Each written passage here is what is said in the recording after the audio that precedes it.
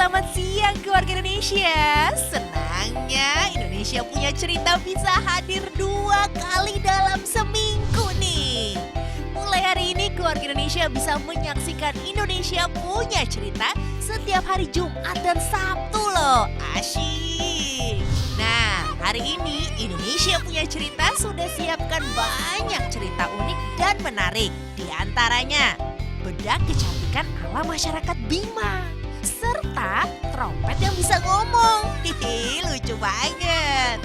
Makanya jangan kemana-mana deh, karena yang pasti masih banyak cerita unik dan menarik lainnya. Indonesia punya cerita uniknya tuh di sini.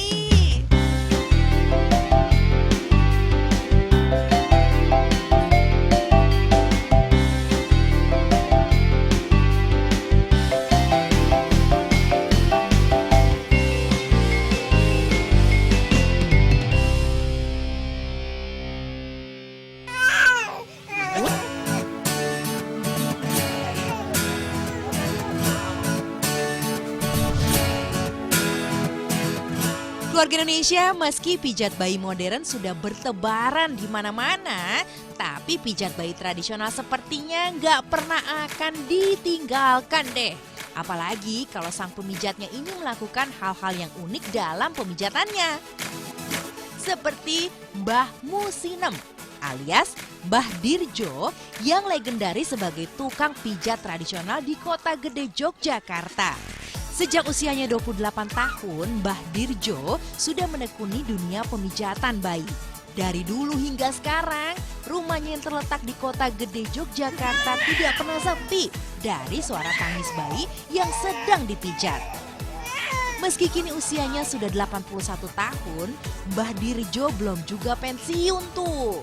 Bila dilihat, pemijatan yang dilakukan Mbah Dirjo biasa aja. Namun keunikannya muncul saat Mbah Dirjo memulai pemijatan dengan menaburkan bunga mawar di tubuh si anak. Lalu di tengah-tengah pemijatan, Mbah Dirjo mengeluarkan beberapa batu dan memijatnya ke bagian perut. Terus yang terakhir nih, Mbah Dirjo juga mengeluarkan pecut. Wow, serem. Tapi pecut ini ternyata cuma dipukul-pukul ringan aja kok ke bagian persendian sang bayi.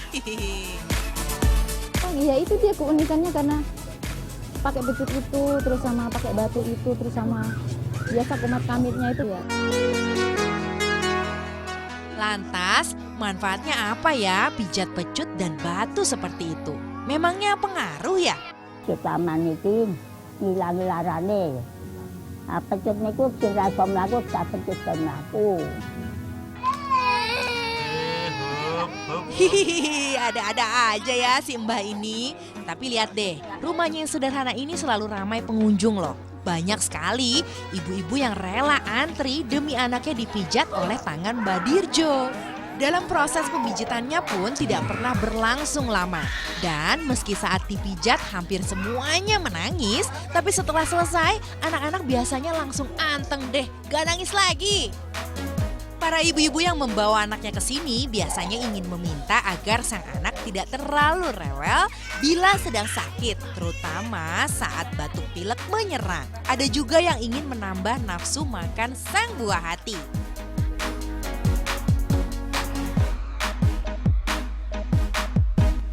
Oh ya, yang lucunya lagi nih, Mbah Dirjo ini mewajibkan loh tiap yang datang ke rumahnya untuk mengambil bingkisan yang sudah disiapkan sebagai bentuk oleh-oleh. Allahu Akbar, Allahu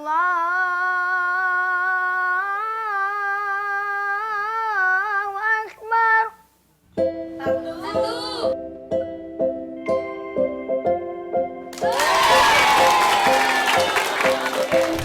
Hikmat anak difabel dengan berbagai kelebihan.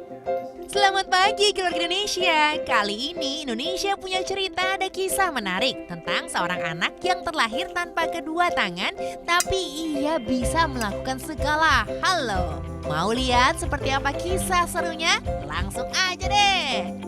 Tidak mengeluh atau minder menjadi keterbatasannya yang terlahir tanpa kedua tangan, Hikmat Al-Mujarab.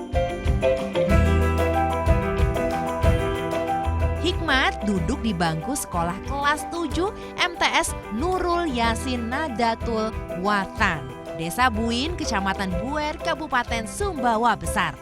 Meskipun dengan kondisi sekolah yang juga memiliki banyak keterbatasan, kegiatan madrasah dia mampu ikuti dengan hati yang begitu giat sehingga dia itu tidak putus semangat apapun yang dia kerjakan. Selesai jam belajar mengajar, Hikmat mengajak teman-temannya untuk sholat berjamaah di musola sekolah. Saat mengambil air wudhu, biasanya Hikmat memang dibantu oleh salah seorang temannya. Namun setelahnya ia bisa melakukan semuanya sendiri. Meskipun terlahir dengan kondisi fisik yang tidak sempurna, tapi Hikmat mampu mengalunkan panggilan sholat dengan indah.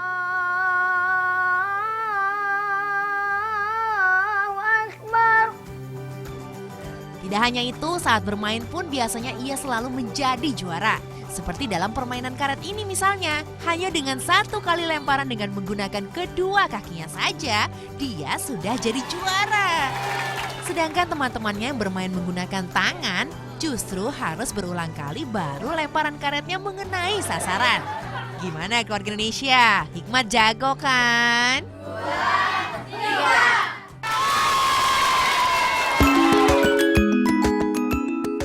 Anak keempat dari 5 bersaudara ini memang sangat rajin. Tanpa rasa lelah, pulang sekolah ia membantu ayah dan ibunya di ladang untuk menanam bayam. Dengan kakinya inilah Hikmat melakukan semuanya.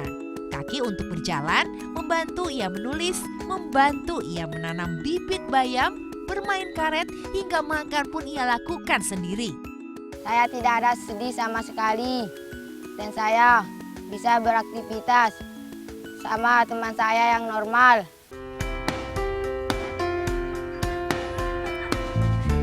Dari 5 orang anak pasangan Jamaluddin, Ismail, dan Patria, Hikmat terlahir kembar.